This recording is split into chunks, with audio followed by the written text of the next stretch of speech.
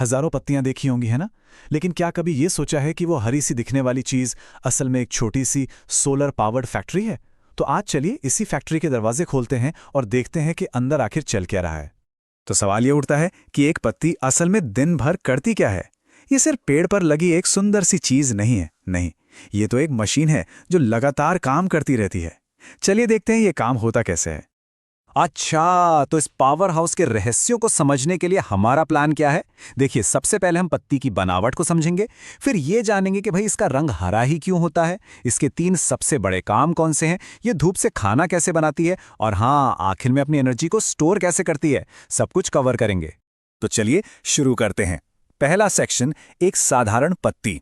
और शुरुआत करेंगे एक बहुत ही बेसिक सवाल से कि आखिर ये पत्ती है क्या चीज? तो देखिए, बहुत सिंपल है। पत्तियां तनों और टहनियों से निकलती हैं।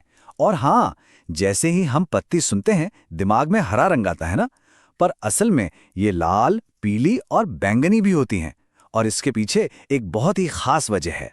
तो अब आते हैं सेक्शन 2 पर, हरे रंग का रहस्य। तो सवाल यही है कि इन अलग अलग रंगों के पीछे आखिर राज क्या है? चलिए इसी का पता लगाते हैं। ज्यादातर पत्तियों का रंग जो हरा होता है ना, उसका हीरो है क्लोरोफिल। ये एक बहुत ही स्पेशल पिगमेंट है। समझ लीजिए, इसका काम है सूरज की रोशनी को पकड़ना, उसे सोखना और फिर उसी एनर्जी से केमिकल एनर्जी बनाने का प्रोसेस शुरू करना। लेकिन कहानी में क्लोरोफिल अकेला हीरो नहीं है।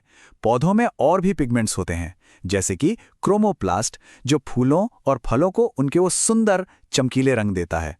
और फिर है ल्यूकोप्लास्ट, जो बिल्कुल रंगहीन होता है।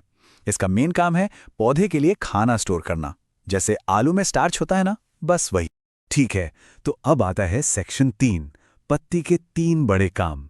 अब जब हम इसके अंदर के हिस्सों को थोड़ा बहुत जान गए हैं, तो ये देखने का टाइम है कि ये फैक्ट्री असल में करती क्या है। मोटे तौर पर इसके 3 सबसे बड़े काम हैं। तो इसकी टू डू लिस्ट पर नजर डालें तो 3 मेन काम दिखते हैं। पहला है वाष्पोत्सर्जन, ये पौधे का कूलिंग सिस्टम है, समझे। दूसरा है गैस एक्सचेंज, मतलब पौधे का वेंटिलेशन।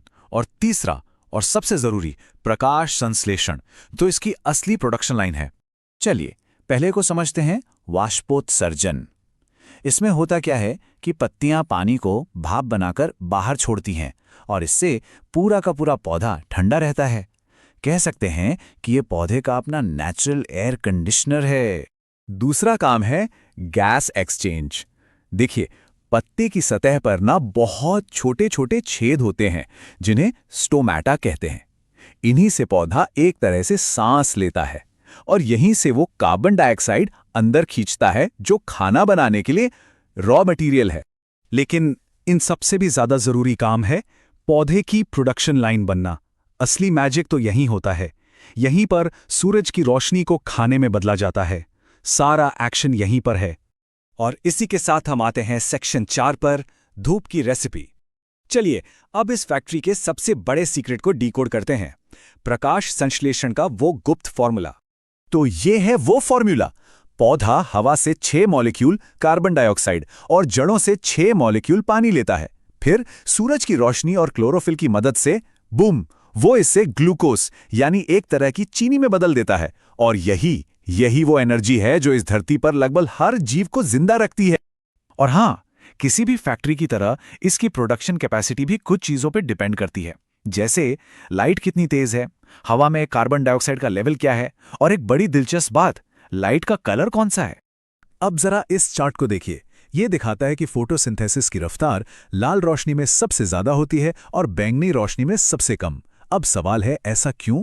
ऐसा इसलिए क्योंकि क्लोरोफिल पिगमेंट जो है वो लाल और नीली रोशनी को तो बढ़िया सोखता है, लेकिन हरी रोशनी को उसे रिफ्लेक्ट कर देता है, वापस भेज देता है। और बस इसीलिए हमें पत्तियां हरी दिखती हैं। और अब हमारा आखिरी सेक्शन, पौधे एनर्जी कैसे स्टोर करते हैं, मतलब फैक्ट्री से पेंट्री तक का सफर। देखिए, खाना तो बन गया, पर उसे कहीं तो रखना पड़ेगा ना। और पौधे जिस तरह से इसे स्टोर करते हैं वो हम जानवरों से बिल्कुल अलग है। और ये एक बहुत बड़ा फर्क है। पौधे अपनी एनर्जी को स्टार्च के रूप में जमा करते हैं, बिल्कुल जैसे आलू और चावल में होता है। दूसरी तरफ जानवर अपनी एनर्जी को ग्लाइकोजन के रूप में लिवर और मसल्स में स्टोर करते हैं। और कमाल की बात यह है कि ये पूरा प्रोसेस सिचुएशन के हिसाब से खुद को बदल भी सकता है। इसका सबसे बेहतरीन एग्जाम्पल है कैक्टस।